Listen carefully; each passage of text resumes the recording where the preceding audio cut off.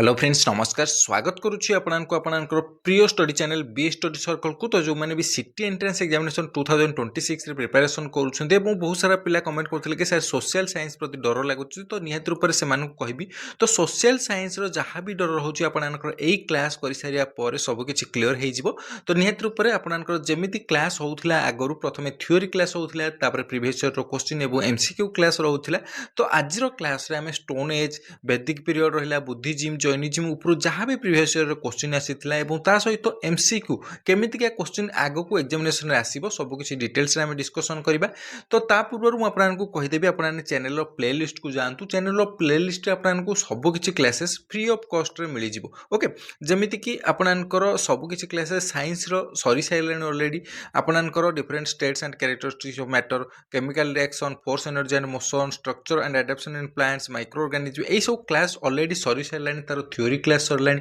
तार MCQ class सरलानी सेमती social science रो class जो देखिबा स्टोन एज वैदिक एज मेडिवल एज रो आमे थ्योरी क्लास कंप्लीट कर सारलेनी आज एमसीक्यू क्लास करिबा सेमती आमे जो देखिबा conservation of natural resources and environmental preservation and protection of class सरलानी क्लाइमेट एंड एटमॉस्फेयर रो सरलानी earth and its structure latitude longitude ए सब क्लास सरी सारलानी तार थ्योरी क्लास एमसीक्यू क्लास तो निहात रूप से चैनल को विजिट करंतु चैनल रो प्लेलिस्ट रे आपनकु सब किछि क्लासेस मिल जिवो फ्री ऑफ कॉस्ट रे ओके एवं ता सहित कहबी ए पर्यंत जो मैंने भी चैनल को सब्सक्राइब करना निहात रूप से चैनल को सब्सक्राइब कर दिंतु एवं Telegram channel BS study circle official निहात रूप से जॉइन हो जातु कहीं सब किसी इंपोर्टेंट पीडीएफ रहा क्लास नोट्स रहा प्रीवियस ईयर क्वेश्चन रहा सब किसी आपने Telegram channel BS study circle official पाइपर एवं ये टेलीग्राम चैनल लिंक मुझे डिस्क्रिप्शन में दे देछि नचेत आप टेलीग्राम रे सर्च करेंगे BS study circle official then channel logo आपन शो कर आपने जॉइन हो पारे ओके तो चलतु आज क्लास रे आमे स्टोन एज वैदिक पीरियड रहिला आपनकर जैनिज्म रहिला बुद्धिज्म रहिला एई सब रु कोन कोन क्वेश्चन आसुची ता ऊपर आमे डिस्कशन करबा ता ऊपर क्लास टी रहिछि तो देखंतु ओडिया रे मु आपनक पय एमसीक्यू आनिछि एवं आपनकर एग्जामिनेशन रे जदि देखिबा ताहाले एग्जाम रे आपनकर बोथ ओडिया एवं इंग्लिश रे क्वेश्चन आसीबो कोनोसी पिला भी जो माने भी कमेंट करथिले कि सर केमिति क्वेश्चन आसीबो ओडिया रे आसीबो ना इंग्लिश रे आसीबो तो से मानु कहि देबी बोथ ओडिया एवं इंग्लिश रे क्वेश्चन आसीबो कोनोसी प्रकार डरिया नै एवं बहुत सारा पिला कमेंट करथिले कि सर मु इंग्लिश रे सेते भलो बुझी पारुनी जति कि ओडिया रे बुझुछु तो नियत रूप से मानु कहबी आपन पे ओडिया रे मध्ये मु एमसीक्यू आनछि तो साइड रे मध्ये एठी देखि पारुथबे इंग्लिश रे मध्ये लेखा जाइछि ओके जो वर्ड माने जो वर्ड को आपन ओडिया रे जानि परिबेनी ताको इंग्लिश रे मध्ये नियत रूप रे पढि देबे ओके तो प्रथम क्वेश्चन रही प्रस्तर जुगर प्रारंभिक पर्याय को कौन कह जाए यही सब क्वेश्चन आपनकर प्रस्तर जुगर प्रश्न उत्तर स्टोन एज आपनकर एमसीक्यू रहुछि तो प्रथम क्वेश्चन रहुछि प्रस्तर जुगर प्रारंभिक पर्याय को आमे कौन कहबा मेसोलिथिक बा मध्य प्रस्तर जुग पुरातन प्रस्तर जुग बा पालियोलिथिक एज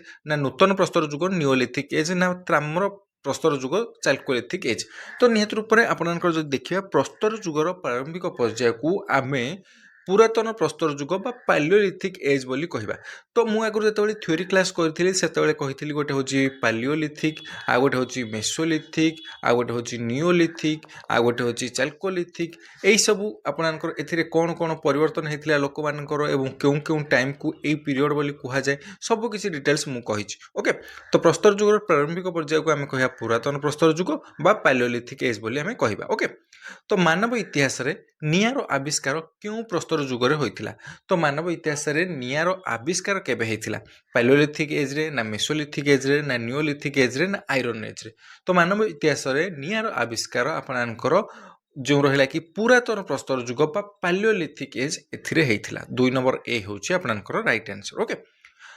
प्रागैतिहासिक काल रे मनीष प्रथमे केउ पशु को गृहपालित करथिला तो प्रथमे केउ पशु को से माने गृहपालित बा डोमेस्टिक फास्ट डोमेस्टिक एनिमल केउटा गाई घोड़ा कुकुर ना बिलाई तो निहत रूप में प्रथमे केउ पशु को गृहपालित पशु करथिला प्रागैतिहासिक काल रे ओके तो निहत रूप में काहाकू ना आपनकर कुकुर को ऑप्शन सी होछि right answer okay next question देखिबा केउ प्रस्तर जुगरे मनीष स्थायी भाव में बसवास करबा एवं कृषि कार्य आरंभ करथिला प्रथमे प्लांटेशन केउ जुगरे से करथिला ओके तो निहत रूप में पुरातन प्रस्तर जुग बा पालियोलिथिक ना मेसोलिथिक ना नियोलिथिक ना एथरु कोनोसिटी नुहे तो निहत रूप में जेतेबेले आपनकर मनीष धीरे धीरे धीरे धीरे प्रगति कला सेतेबेले से आपनकर नूतन प्रस्तर जुग को पळैथिला जेतेबेले कि ମଣିଷ ସ୍ଥାୟୀ ଭାବରେ ବସବାସ କରୁଥିଲା ଏବଂ କୃଷି କାର୍ଯ୍ୟକୁ ଆରମ୍ଭ କରିଥିଲା। ତ ନିହାତି ରୂପରେ ନିଓଲିଥିକ୍ ଏଜ୍ ବା ନୂତନ ପ୍ରସ୍ତର ଯୁଗର ମଣିଷ ସ୍ଥାୟୀ ଭାବରେ ବସବାସ କରିବା ଏବଂ କୃଷି କାର୍ଯ୍ୟ ଆରମ୍ଭ କରିଥିଲା। ଓକେ, ନେକ୍ସଟ କ୍ୱେଶ୍ଚିନକୁ ଦେଖିବା।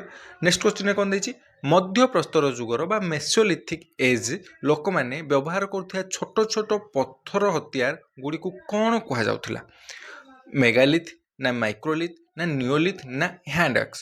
ତ ନିହାତି ରୂପରେ ମଧ୍ୟ ପ୍ରସ୍ତର ଯୁଗରେ ମଣିଷମାନେ ବା ଲୋକମାନେ ବ୍ୟବହାର କରୁଥିବା ଏଇ ଯେଉଁ ଛୋଟ ଛୋଟ ପଥର ହତିଆର ଗୁଡ଼ିକୁ କ'ଣ କୁହାଯାଉଥିଲା ନା ଆପଣଙ୍କର ମାଇକ୍ରୋଲିଥ୍ ବୋଲି କୁହାଯାଉଥିଲା। ଅପସନ୍ ବି ହେଉଛି ଆପଣଙ୍କର ରାଇଟ୍ ଆନ୍ସର୍। ଦେଖନ୍ତୁ, ମୁଁ ପ୍ରଥମରୁ କହିଛି ଥିଓରି କ୍ଲାସ୍ ସହିତ MCQ କ୍ଲାସ୍ ନିହାତି ରୂପରେ କରିବେ, କାହିଁକିନା ଆପଣଙ୍କର ଥିଓରି କ୍ଲାସ୍ରେ ଏମିତି ବହୁତ ସାରା କ୍ୱେଶ୍ଚିନ୍ ରହୁଛି ଯେଉଁଗୁଡ଼ାକ କି MCQରେ ପକାଇ ଦେଉଛି ଏବଂ ପ୍ରିଭିୟସ୍ ଇୟର୍ରେ ମଧ୍ୟ ପକାଇଥିଲା। ତ ନିହାତି ରୂପରେ MCQ ଇମ୍ପୋର୍ଟାଣ୍ଟ ବହୁତ, ଆପଣଙ୍କର ଥିଓରି କ୍ଲାସ୍ ସହିତ MCQ କ୍ଲାସ୍କୁ ମଧ୍ୟ କରନ୍ତୁ। ଓକେ, ତ ପ୍ରଗତିହାସିକ ଶୈଳଚିତ୍ର ବା ରକ୍ ପେଣ୍ଟିଂସ୍ ପାଇଁ ପ୍ରସିଦ୍ଧ ଭୀମ୍ବେଟିକା ଗୁମ୍ଫା ଭାରତର କେଉଁ ରାଜ୍ୟରେ ଅବସ୍ଥିତ? ଏହି ଭୀମ୍ବେଟିକା ପଢ଼ିଲା ବେଳେ ମୁଁ ଆପଣଙ୍କୁ ଷ୍ଟାର ମାର୍କ ଦେଇଥିଲି, କହିଲେ ଏଥିରୁ ନିହାତି କ୍ୱେଶ୍ଚିନ୍ ଆସୁଛି। ତ ନିହାତି ରୂପରେ ସେଇ ଉପରୁ କ୍ୱେଶ୍ଚିନ୍ ଆସିଛି। ରକ୍ ପେଣ୍ଟିଂସ୍ ପାଇଁ ପ୍ରସିଦ୍ଧ ଭୀମ୍ବେଟିକା ଗୁମ୍ଫା ଭାରତର କେଉଁ ରାଜ୍ୟରେ ଅବସ୍ଥିତ? ଓଡ଼ିଶା, ବିହାର, ମଧ୍ୟପ୍ରଦେଶ ନା ରାଜସ୍ଥାନ? ତ ନିହାତି ରୂପରେ ଆପଣଙ୍କର ଭୀମ୍ବେଟିକାଟା ମଧ୍ୟପ୍ରଦେଶ ବା ଏମ୍ପିରେ ଅଛି। ଓକେ, ତ ନିହାତି ରୂପରେ ଅପସନ୍ ସି ହେଉଛି right answer. Okay, next question ଦେଖିବା। ନେକ୍ସଟ କ୍ୱେଶ୍ଚିନ୍ କ'ଣ ଦେଇଛି, ଚକ ବା ହୁଇଲର ଆବିଷ୍କାର କେଉଁ ଯୁଗର ଏକ ପ୍ରମୁଖ ସଫଳତା ଥିଲା? ପୁରାତନ ପ୍ରସ୍ତର ଯୁଗ ନା ମଧ୍ୟ ପ୍ରସ୍ତର ଯୁଗ ନା ନୂତନ ପ୍ରସ୍ତର ଯୁଗ ନା କାଂସ୍ୟ ଯୁଗ? ତ ଚକ କେବେ ବ୍ୟବହାର କରାଯାଇଥିଲା? ନୂତନ ପ୍ରସ୍ତର ଯୁଗରେ ବା ହୁଇଲର ଆବିଷ୍କାର ନୂତନ ପ୍ରସ୍ତର ଯୁଗର ଏକ ପ୍ରମୁଖ ସଫଳତା ବୋଲି କୁହାଯାଏ। ଓକେ, ନେକ୍ସଟ କ୍ୱେଶ୍ଚିନ୍ ଦେଖିବା। ମାନବ ସମାଜ ଦ୍ୱାରା ବ୍ୟବହୃତ ହୋଇଥିବା ପ୍ରଥମ ଧାତୁ କେଉଁଠି ଥିଲା? ତ ପ୍ରଥମେ କେଉଁ ଧାତୁକୁ ବ୍ୟବହାର କରିଥିଲା ମାନବ ସମାଜ ଯଦି ଆମେ ଦେଖିବା, ତାହେଲେ ନିହାତି ରୂପରେ କପର ଏଜ୍ ବା ତମ୍ବାର ବ୍ୟବହାର ହେଇଥିଲା ମାନବ ସମାଜ ଦ୍ୱାରା ପ୍ରଥମେ ବ୍ୟବହାର। ଓକେ, ଅପସନ୍ ବି ହେଉଛି ଆପଣଙ୍କର ରାଇଟ୍ ଆନ୍ସର୍। ନେକ୍ସଟ କ୍ୱେଶ୍ଚିନ୍କୁ ଦେଖିବା। ନେକ୍ସଟ କ୍ୱେଶ୍ଚିନ୍ରେ କ'ଣ ଦେଇଛି, ଓଡ଼ିଶାର କେଉଁ ଜିଲ୍ଲାରେ ଥିବା ଗୁଡ଼ହାଣ୍ଡି ଏବଂ ଯୋଗୀମଠ ପ୍ରଗତିହାସିକ ଚିତ୍ରକଳା ପାଇଁ ଜଣାଶୁଣା? ତ ଓଡ଼ିଶା ଉପରୁ କ୍ୱେଶ୍ଚିନ୍ ନିହାତି ରୂପରେ ଆପଣଙ୍କର ଯଦି OSSCର କିମ୍ବା OSSCର ଏକ୍ଜାମିନେସନ୍ ଦେବେ ଏବଂ ସିଟିରେ ମଧ୍ୟ ଆପଣଙ୍କର ଓଡ଼ିଶା ଉପରୁ ଯାହା ବି ହିଷ୍ଟ୍ରିରେ କ୍ୱେଶ୍ଚିନ୍ ଆସୁଛି ନିହାତି ରୂପରେ ମୁଁ ଆପଣଙ୍କୁ କହିବି ଗୋଟେ ଷ୍ଟାର ମାର୍କ ଦେଇଦେବେ, ଏଇଟା ବହୁତ ଇମ୍ପୋର୍ଟାଣ୍ଟ। ଓକେ, ତ ଓଡ଼ିଶାର କେଉଁ ଜିଲ୍ଲାରେ ଥିବା ଗୁଡ଼ହାଣ୍ଡି ଏବଂ ଯୋଗୀମଠ ପ୍ରଗତିହାସିକ ଚିତ୍ରକଳା ପାଇଁ ଜଣାଶୁଣା? ମୟୂରଭଞ୍ଜ ନା କଳାହାଣ୍ଡି ଏବଂ ନୂଆପଡ଼ା ନା ସୁନ୍ଦରଗଡ଼ ନା ସମ୍ବଲପୁର? ତ ନିହାତି ରୂପରେ ରାଇଟ୍ ଆନ୍ସର୍ ହେଉଛି ଆପଣଙ୍କର କଳାହାଣ୍ଡି ଏବଂ ନୂଆପଡ଼ା। ଅପସନ୍ ବି ହେଉଛି right answer. Okay, next question ଦେଖିବା। ନେକ୍ସଟ କ୍ୱେଶ୍ଚିନ୍ରେ କ'ଣ ଦେଇଛି, ଇତିହାସର ସେହି ସମୟ ଯାହାର କୌଣସି ଲିଖିତ ପ୍ରମାଣ ନାହିଁ ତାକୁ କ'ଣ କୁହାଯାଏ? ଇତିହାସର ସେହି ସମୟ ଯାହାର କୌଣସି ଲିଖିତ ପ୍ରମାଣ ନାହିଁ ତାକୁ ଆମେ କ'ଣ କହିବା?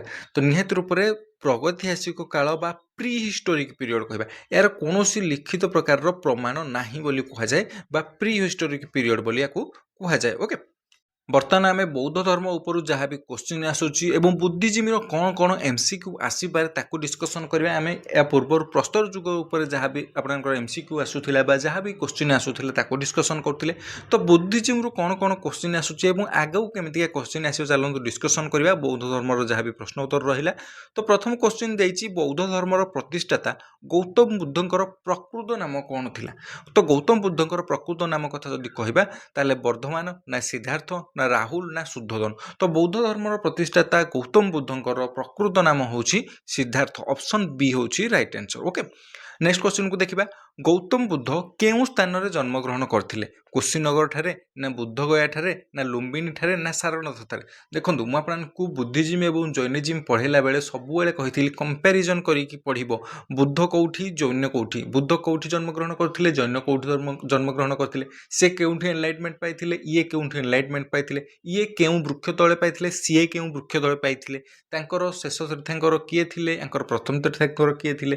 ତ ନିହାତି ରୂପରେ ଏଇ ଯେଉଁ କ୍ୱେଶ୍ଚିନ୍ ଏଇଥରୁ କନଫ୍ୟୁଜନ୍ ଆପଣଙ୍କର କ୍ରିଏଟ୍ ହୁଏ ଏବଂ ଏଇଥରୁ ହିଁ ବହୁତ ସାରା କ୍ୱେଶ୍ଚିନ୍ ଆସେ। ତ ନିହାତି ରୂପରେ ଗୌତମ ବୁଦ୍ଧ କେଉଁ ସ୍ଥାନରେ ଜନ୍ମଗ୍ରହଣ ଯଦି କରିଥିଲେ ପଚାରିଛି, ତାହେଲେ ନିହାତି ରୂପରେ ଅପସନ୍ ସି ଲୁମ୍ବିନୀ ହେଉଛି ରାଇଟ୍ ଆନ୍ସର୍। ଗୌତମ ବୁଦ୍ଧଙ୍କର ଜନ୍ମଗ୍ରହଣର ସ୍ଥାନ ହେଉଛି ଲୁମ୍ବିନୀ। ଓକେ, ଅପସନ୍ ସି ହେଉଛି ରାଇଟ୍ ଆନ୍ସର୍। नेक्स्ट क्वेश्चन देखिबा गौतम बुद्ध केउ नदी कूल दिव्य ज्ञान बा एनलाइटमेंट प्राप्त करथिले निहाती रूप देखंतु मु आपनानु कहिथिली एमितिका क्वेश्चन आसुची तो निहाती रूप गौतम बुद्ध केउ नदी कूल दिव्य ज्ञान बा एनलाइटमेंट प्राप्त करथिले निरंजना नदी ना गंगा नदी ना रुजुपालिका नदी ना जमुना नदी तो निहाती रूप आपनकर निरंजना नदी कूल से एनलाइटमेंट प्राप्त करथिले Gautam Buddha okay option A होची right answer okay next question को देखिबा नेक्स्ट क्वेश्चन कोन देछि बुद्धदेव तांकर प्रथम उपदेश केउठारे देथिले जाहाकू धर्मचक्र प्रवर्तन बोली कुहा जाय तो वैशाली ना पाटलिपुत्र ना सारनाथ ना कपिलवस्तु तो निहाती रूप बुद्धदेव तांकर प्रथम उपदेश केउठारे देथिले ना आपनकर सारनाथ ऑप्शन सी होची right answer okay next question को देखिबा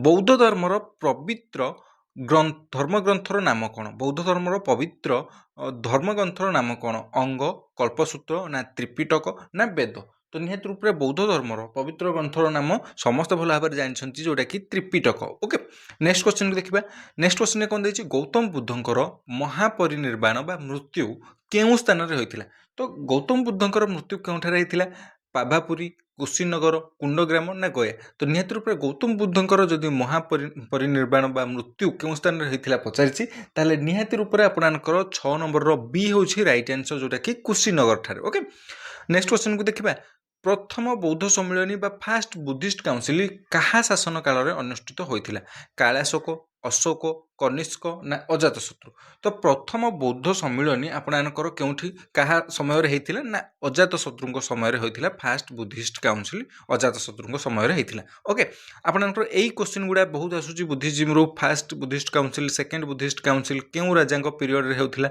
एवं केउठी अनुष्ठित होइतिला एई सब आपनकर ऑलरेडी मु थ्योरी क्लास रे करि सारिची तो ताकू टिके डिटेल्स देखि देबे तो प्रथम बौद्ध सम्मेलन बा फास्ट बुद्धिस्ट काउंसिल अजातशत्रुଙ୍କ समय रे हेतिला ओके नेक्स्ट क्वेश्चन को देखिबा चतुर्थ बौद्ध सम्मेलन पर बौद्ध धर्म केउ दुईटी प्रधान संप्रदाय विभक्त हो गला श्वेतांबर एवं दिगंबर ना हीनजान एवं महाजान वज्रजान एवं सहजजान ना एथुर कोनोसिटी नुहे तो निहाती रूप आपने जब देखिए बौद्ध सम्मेलन चतुर्थ बौद्ध सम्मेलन पर बौद्ध धर्म दुईटी प्रधान संप्रदाय विभक्त हो जाता जोटा कि आम जो देखा ताहले ताको आमे कहूचे कौन ना हीनजान एवं महाजान ऑप्शन बी होची राइट आंसर ओके तो नेक्स्ट क्वेश्चन देखिबा ओडिशार केउ प्रसिद्ध पर्यटन स्थली गुडी को बौद्ध धर्मर हीरक त्रिभुज बा डायमंड ट्रायंगल बोली कहा जाए पुरी कोणार्क भुवनेश्वर रत्नगिरी ललितगिरी उदयगिरी खंडगिरी धौली जौगड़ ना सामलपुर हीराकुद नृसिंहनाथ तो निहाती रूप काहाकू आमे बौद्ध धर्मर जो पर्यटन स्थली रहिला ओडिशार प्रसिद्ध पर्यटन स्थली गुडी मध्यरु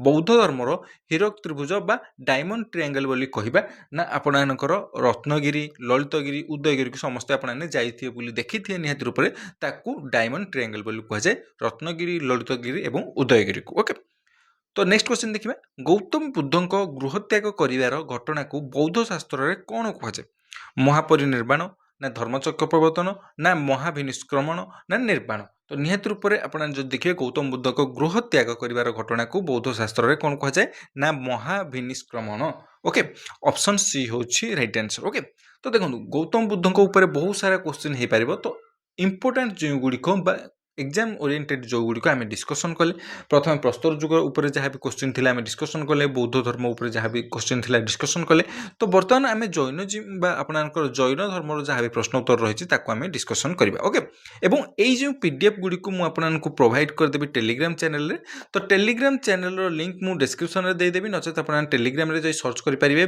BS study circle official channel रो लोगो आपननको शो कर जिवो तो निहाती रूप से ताकू जॉइन कर जिवो सब किछि इंपोर्टेंट पीडीएफ क्लास नोट्स आपने सेठू पाई परिबे ओके तो जैन धर्म बा जैनिज्म उपर कौन कौन एमसीक्यू आसुची तो प्रथम क्वेश्चन रहउची जैन धर्मर प्रथम तीर्थंकर किए थिले तो पार्श्वनाथ थिले ना महावीर थिले ना ऋषभदेव थिले ना नेमिनाथ थिले तो जैन धर्म कथा जदि कहबा ताहले तांकर प्रथम तीर्थंकर थिले ऋषभदेव बा ऑप्शन सी होची right answer okay next question देखे जैन धर्मर 24तम तथा शेष तीर्थंकर किए थिले तो निहाती रूप समस्त जानछन शेष तीर्थंकर किए थिले ना वर्धमान महावीर ऑप्शन ए होची right answer okay next question देखिबा वर्धमान महावीर केउ स्थान रे जन्म ग्रहण करथिले देखंतु बुद्ध धर्म रे एमति क्वेश्चन आसीथिले जैन धर्म रे एमति क्वेश्चन आसीबो वर्धमान महावीर केउ स्थान रे जन्म ग्रहण करथिले तो आपनकर जो देखिबा कुंडगाम वैशाली ठारे से जन्म ग्रहण करथिले आपनकर ऑप्शन बी होची right answer okay next question देखिबा महावीर केउ वृक्ष मूले दिव्य ज्ञान बा कैबल्य ପ୍ରାପ୍ତ କରିଥିଲେ? ବୋଧିବୃକ୍ଷ ବା ଅଶ୍ୱତ୍ଥ ବୃକ୍ଷ, ଶାଳ ବୃକ୍ଷ ବା ଶାଳଟ୍ରି, ବରଗଛ ବା ଆମ୍ବ ଗଛ, କୋଉଟା ଏଥିରୁ ଠିକ୍ ଆନ୍ସର? ଓକେ, ତ ନିହାତି ରୂପରେ ଯଦି ଦେଖିବା ତାହେଲେ ଆପଣଙ୍କର ମହାବୀର ଶାଳ ବୃକ୍ଷ ବା ଶାଳଟ୍ରି ତଳେ ଦିବ୍ୟଜ୍ଞାନ ବା କୈବଲ୍ୟ ପ୍ରାପ୍ତ କରିଥିଲେ। ଓକେ, ନେକ୍ସଟ କ୍ୱେଶ୍ଚନ୍ ଦେଖିବା। ଜୈନ ଧର୍ମର ପ୍ରସିଦ୍ଧ ପଞ୍ଚମ ମହାବ୍ରତ ମଧ୍ୟରୁ ପଞ୍ଚମ ବ୍ରତ ବ୍ରହ୍ମଚର୍ଯ୍ୟ କିଏ ଯୋଡ଼ିଥିଲେ? ଆପଣଙ୍କର ପ୍ରଥମେ 4ଟି ଥିଲା, ତାପରେ ଆଉ ଗୋଟିଏ ଆଡ୍ ହେଲା ପଞ୍ଚମ ବ୍ରତ, ଯୋଉଟାକି ବ୍ରହ୍ମଚର୍ଯ୍ୟ ବୋଲି ଆପଣଙ୍କର ଜଣାଗଲା। ସେଇ ବ୍ରହ୍ମଚର୍ଯ୍ୟକୁ କିଏ ଯୋଡ଼ିଥିଲେ? ଋଷଭଦେବ ନା ପାର୍ଶ୍ୱନାଥ ନା ମହାବୀର ନା ସ୍ଥୂଳଭଦ୍ର? ତ ଜୈନ ଧର୍ମର ଏଇ ଯେଉଁ ପଞ୍ଚ ମହାବ୍ରତରୁ ପଞ୍ଚମ ବ୍ରତ ବା ବ୍ରହ୍ମଚର୍ଯ୍ୟକୁ କିଏ ଆଡ୍ କରିଥିଲେ? ନା ଆପଣଙ୍କର ମହାବୀର ଆଡ୍ କରିଥିଲେ। ଅପସନ୍ ସି ହେଉଛି right answer. Okay, next question ଦେଖିବା। ପ୍ରଥମ ଜୈନ ସମ୍ମିଳନୀ ବା ଫାଷ୍ଟ ଜୈନ କାଉନସିଲ କେଉଁଠାରେ ଅନୁଷ୍ଠିତ ହୋଇଥିଲା? ତ ଫାଷ୍ଟ ଜୈନ କାଉନସିଲ ବା ଫାଷ୍ଟ ଆପଣଙ୍କର ପ୍ରଥମ ଜୈନ ସମ୍ମିଳନୀଟା କେଉଁଠି ହେଇଥିଲା? ନା ଆପଣଙ୍କର ପାଟଳିପୁତ୍ର ଠାରେ ଅନୁଷ୍ଠିତ ହୋଇଥିଲା। ଅପସନ୍ ବି ହେଉଛି right answer. Okay, next question ଦେଖିବା। ମହାବୀରଙ୍କ ମୃତ୍ୟୁ ପରେ ଜୈନ ଧର୍ମ କେଉଁ ଦୁଇଟି ପ୍ରଧାନ ସମ୍ପ୍ରଦାୟରେ ବିଭକ୍ତ ହୋଇଥିଲା? ହୀନଯାନ ଏବଂ ମହାଯାନ, ଯୋଉଟାକି ଆମେ ଜାଣିଛେ ୟା ପୂର୍ବରୁ ଆମେ ପଢ଼ିଥିଲେ ହୀନଯାନ ଏବଂ ମହାଯାନ, ଯୋଉଟାକି ବୌଦ୍ଧ ଧର୍ମରେ। ସେମିତି ଶ୍ଵେତାମ୍ବର ଏବଂ ଦିଗମ୍ବର, ଆଜୀବିକ ଏବଂ ଚାର୍ବାକ, ନା ସନାତନ ଏବଂ ବୈଦିକ? ତ ନିହାତି ରୂପରେ ଆପଣଙ୍କର ମହାବୀରଙ୍କ ମୃତ୍ୟୁ ପରେ ଜୈନ ଧର୍ମ ଦୁଇଟି ପ୍ରଧାନ ସମ୍ପ୍ରଦାୟରେ ଆପଣଙ୍କର ବିଭକ୍ତ ହୋଇଗଲା। ଗୋଟେ ହେଉଛି ଶ୍ଵେତାମ୍ବର ଆଉ ଗୋଟେ ହେଉଛି ଦିଗମ୍ବର। ଓକେ, ଅପସନ୍ ବି ହେଉଛି ରାଇଟ୍ ଆନ୍ସର। ସେମିତି ଆପଣଙ୍କର ଗୌତମ ବୁଦ୍ଧଙ୍କର ବା ବୁଦ୍ଧିଜିମ୍ରେ ଆପଣଙ୍କର ହୀନଯାନ ଏବଂ ମହାଯାନରେ ଆପଣଙ୍କର ଦୁଇଟି ପ୍ରଧାନ ସମ୍ପ୍ରଦାୟରେ ବିଭକ୍ତ ହୋଇଥିଲା। ଓକେ, ନେକ୍ସଟ କ୍ୱେଶ୍ଚନ୍ ଦେଖିବା। ଜୈନ ଧର୍ମର ପବିତ୍ର ଶାସ୍ତ୍ର ବା ଗ୍ରନ୍ଥ ଗୁଡ଼ିକୁ କ'ଣ କୁହାଯାଏ? ଯେମିତି ବୌଦ୍ଧ ଧର୍ମର ପବିତ୍ର ଶାସ୍ତ୍ର ଏବଂ ଗ୍ରନ୍ଥ ଗୁଡ଼ିକୁ ଆମେ କହିଲେ ତ୍ରିପିଟକ, ସେମିତିକି ଜୈନ ଧର୍ମର ପବିତ୍ର ଶାସ୍ତ୍ର ବା ଆପଣଙ୍କର ଗ୍ରନ୍ଥ ଗୁଡ଼ିକୁ ଆମେ କ'ଣ କହୁଛେ? ଅଙ୍ଗ ବା ଆଗମ ବୋଲି କହୁଛେ। ଓକେ, ଓଡ଼ିଶାର କେଉଁ ପ୍ରସିଦ୍ଧ ଗୁମ୍ଫା ଗୁଡ଼ିକ ଜୈନ ସନ୍ନ୍ୟାସୀମାନଙ୍କ ବାସସ୍ଥଳୀ ଥିଲା ଏବଂ ଜୈନ କୀର୍ତ୍ତିରାଜ ପାଇଁ ପ୍ରସିଦ୍ଧ? ତ ଓଡ଼ିଶାର କେଉଁ ପ୍ରସିଦ୍ଧ ଗୁମ୍ଫା ଗୁଡ଼ିକରେ ଜୈନ ଧର୍ମର କୀର୍ତ୍ତିରାଜ ମାନ ସବୁ ଆଙ୍କାଯାଇଛି ବା ଜୈନ କୀର୍ତ୍ତିରାଜି ପାଇଁ ପ୍ରସିଦ୍ଧ ରହିଛି? ଓଡ଼ିଶାର କେଉଁ ପ୍ରସିଦ୍ଧ ଗୁମ୍ଫା ଗୁଡ଼ିକ? ରତ୍ନଗିରି ଏବଂ ଲଳିତଗିରି, ଖଣ୍ଡଗିରି ଏବଂ ଉଦୟଗିରି, ଗୁପ୍ତେଶ୍ୱର ଏବଂ ପଞ୍ଚଲିଙ୍ଗେଶ୍ୱର, ବ୍ରରା ଗୁମ୍ଫା, କୋଉଟା ଏ ଭିତରୁ ଆପଣଙ୍କର ରାଇଟ୍ ଆନ୍ସର ହେଉଛି? ନା ଆପଣଙ୍କର ଖଣ୍ଡଗିରି ଏବଂ ଉଦୟଗିରି। ଯେଉଁମାନେ ବି ଖଣ୍ଡଗିରି ଉଦୟଗିରି ଯାଇଥିବେ ସେମାନେ ଦେଖିଥିବେ ସେଥିରେ ଆପଣଙ୍କର କୀର୍ତ୍ତିରାଜି ରହିଛି ସବୁ ଜୈନ ଧର୍ମର। ତ ଖଣ୍ଡଗିରି ଏବଂ ଉଦୟଗିରି ହେଉଛି ଆପଣଙ୍କର right answer. Option B. Okay, next question ଦେଖିବା। ପ୍ରସିଦ୍ଧ ହାତୀ ଗୁମ୍ଫା ଶିଳାଲେଖ ଆପଣଙ୍କର କେଉଁ ଜୈନ ଧର୍ମାବଲମ୍ବୀ ରାଜାଙ୍କ ସହ ଜଡ଼ିତ? ପବିତ୍ର ହାତୀ ଗୁମ୍ଫା ଶିଳାଲେଖଟା କେଉଁ ଜୈନ ଧର୍ମାବଲମ୍ବୀ ରାଜାଙ୍କ ସହ ଜଡ଼ିତ? ଅଶୋକ ନା ସମୁଦ୍ରଗୁପ୍ତ ନା ସମ୍ରାଟ ଖାରବେଳ ନା କନିଷ୍କ? ତ ନିହାତି ରୂପରେ ଆପଣଙ୍କର କେଉଁ ସମ୍ରାଟଙ୍କ ସହିତ ସିଏ ଜଡ଼ିତ? ନା ସମ୍ରାଟ ଖାରବେଳ। ଅପସନ୍ ସି ହେଉଛି right answer. Okay, next question ଦେଖିବା। ଦେଖନ୍ତୁ ଆପଣଙ୍କର ବୁଦ୍ଧିଜିମ୍ ସରିଲା, ଜୈନଜିମ୍ ସରିଲା, ପ୍ରସ୍ତର ଯୁଗର MCQ ସରିଲା। ତ ବର୍ତ୍ତମାନ ବୈଦିକ ଯୁଗର ପ୍ରଶ୍ନ ଉତ୍ତର ଯାହା ବି ଭେଦିକ ପିରିୟଡ଼ ରହିଲା ସେଥିରେ କ'ଣ କ'ଣ MCQ ଇମ୍ପୋର୍ଟାଣ୍ଟ ରହିଛି, ପ୍ରିଭିୟସ୍ ଇୟର୍ରେ କ'ଣ ପଡ଼ିଥିଲା, ତା ଉପରେ ଆମେ ଡିସ୍କସନ୍ କରିବା। ତ ନିହାତି ରୂପରେ ପ୍ରଥମ କ୍ୱେଶ୍ଚନ୍ ଦେଇଛି, ବୈଦିକ ସଭ୍ୟତାର ନିର୍ମାତା କାହାକୁ କୁହାଯାଏ? ବୈଦିକ ସଭ୍ୟତାର ନିର୍ମାତା ଆମେ କାହାକୁ କହିବା? ଦ୍ରାବିଡ଼ ନା ଆର୍ଯ୍ୟ ନା କୁଷାଣ ନା ଶକ? ତ ନିହାତି ରୂପରେ ବୈଦିକ ସଭ୍ୟତାର ନିର୍ମାତା ଆମେ କାହାକୁ କହିବା? ନା ଆପଣଙ୍କର ଆର୍ଯ୍ୟନ ମାନଙ୍କୁ କହିବା ବା ଆର୍ଯ୍ୟ ମାନଙ୍କୁ କହିବା। ଓକେ, ନେକ୍ସଟ କ୍ୱେଶ୍ଚନ୍ ଦେଖିବା। ଭାରତର ସବୁଠାରୁ ପ୍ରାଚୀନତମ ବେଦ କେଉଁଟା? ଯଜୁର୍ବେଦ, ସାମବେଦ, ଋଗ୍ବେଦ ନା ଅଥର୍ବବେଦ? ଏଟାକୁ ସମସ୍ତେ ଭଲ ଭାବରେ ଜାଣିଛନ୍ତି, ଋଗ୍ବେଦ ହେଉଛି ଭାରତର ସବୁଠାରୁ ପ୍ରାଚୀନତମ ବେଦ। ଓକେ, ସତ୍ୟମେବ ଜୟତେ ସୂକ୍ତିଟି କେଉଁ ଉପନିଷଦରୁ ନିଆଯାଇଛି? ଓକେ, ଏଇଟା ବହୁତ ଇମ୍ପୋର୍ଟାଣ୍ଟ ଆପଣଙ୍କର। ସତ୍ୟମେବ ଆପଣଙ୍କର ଜୟତେ, ତାପରେ ମଣ୍ଡୁକ ଉପନିଷଦରୁ କ'ଣ ନିଆହେଇଛି, କଠୋପନିଷଦରୁ କ'ଣ ନିଆହେଇଛି, ଛନ୍ଦୋକ୍ୟ ଉପନିଷଦରୁ କ'ଣ ନିଆହେଇଛି, ଏତ୍ରେୟ ଉପନିଷଦରୁ କ'ଣ ନିଆହେଇଛି? ଏଇ କ୍ୱେଶ୍ଚିନ୍ ଗୁଡ଼ାକ ବହୁତ ଥର ବାରମ୍ବାର ରିପିଟ୍ ହେଉଛି। ତ ସତ୍ୟମେବ ଜୟତେ ସୂକ୍ତିଟା କେଉଁ ଉପନିଷଦରୁ ଯଦି ନିଆଯାଇଛି କ୍ୱେଶ୍ଚିନ୍ ପଚାରିଛି, ତାହେଲେ ନିହାତି ରୂପରେ ମଣ୍ଡୁକ ଉପନିଷଦ ବା ଆପଣଙ୍କର ମଣ୍ଡୁକ ଉପନିଷଦରୁ ସତ୍ୟମେବ ଜୟତେକୁ ନିଆଯାଇଛି। ଓକେ, ନେକ୍ସଟ କ୍ୱେଶ୍ଚିନ୍ ଦେଖିବା। ପ୍ରସିଦ୍ଧ ଗାୟତ୍ରୀ ମନ୍ତ୍ର ଋଗ୍ବେଦର କେଉଁ ମଣ୍ଡଳରେ ବର୍ଣ୍ଣନା କରାଯାଇଛି? ପ୍ରଥମ ମଣ୍ଡଳ ନା ତୃତୀୟ ମଣ୍ଡଳ, ନବମ ମଣ୍ଡଳ ନା ଦଶମ ମଣ୍ଡଳ? ପବିତ୍ର ଗାୟତ୍ରୀ ମନ୍ତ୍ରଟା ଆପଣଙ୍କର କେଉଁଠୁ ନିଆଯାଇଛି? ନା ଆପଣଙ୍କର ତୃତୀୟ ମଣ୍ଡଳରୁ ଉଦ୍ଧୃତ କରାଯାଇଛି ବା ଗାୟତ୍ରୀ ମନ୍ତ୍ର ଋଗ୍ବେଦର ତୃତୀୟ ମଣ୍ଡଳରେ ବର୍ଣ୍ଣନା କରାଯାଇଛି। ଓକେ, ଭାରତୀୟ ସଙ୍ଗୀତର ଉତ୍ପତ୍ତି କେଉଁ ବେଦରୁ ହୋଇଛି ବୋଲି ଆମେ ଭାବୁଛେ ବା ଜାଣିଛେ? ତ ଭାରତୀୟ ସଙ୍ଗୀତର ଉତ୍ପତ୍ତି କେଉଁ ବେଦରୁ ହୋଇଛି? ଋଗ୍ବେଦ, ସାମବେଦ, ଯଜୁର୍ବେଦ ନା ଅଥର୍ବବେଦ? ତ ନିହାତି ରୂପରେ ଆପଣଙ୍କର ସାମବେଦ ହେଉଛି ସଙ୍ଗୀତ ବେଦ। ତ ସାମବେଦରୁ ଭାରତୀୟ ସଙ୍ଗୀତର ଉତ୍ପତ୍ତି ହୋଇଛି ବୋଲି ମନାଯାଏ। ଓକେ, ନେକ୍ସଟ କ୍ୱେଶ୍ଚନ୍ ଦେଖିବା। ଋଗ୍ବେଦିକ କାଳରେ ସବୁଠାରୁ ଗୁରୁତ୍ୱପୂର୍ଣ୍ଣ ଏବଂ ପବିତ୍ର ପଶୁ କାହାକୁ ବିବେଚନା କରାଯାଉଥିଲା? ଯାହାକୁ ଅଘନ୍ୟା, हत्या करने अयोग्य कहुला। तो ऋग्वेदिक काल में सबुठ गुरुत्वपूर्ण एवं पवित्र पशु क्या मना जाऊला तो निहत रूप में घोड़ा ना बलद ना गाई ना हाथी तो निहत रूप में गाई हूँ रईट आंसर। ऋग्वेदिक काल में ऋग्वेदिक पीरियड रे सबुठ गुरुत्वपूर्ण पवित्र पशु होता गाय। ओके नेक्स्ट क्वेश्चन देखिए वैदिक काल में ग्रामर मुख्य को कौन कहुला। वैदिक काल में ग्रामर मुख्य को कौन कहुला ग्रामणी कहुला। ओके ऑप्शन ए हूँ आपनकर right answer. Okay next question देखिए ऋग्वेदर केउं सूक्तरे प्रथम थर पर 4 वर्ण ब्राह्मण क्षत्रिय वैश्य शूद्र रो उल्लेख मिलता है।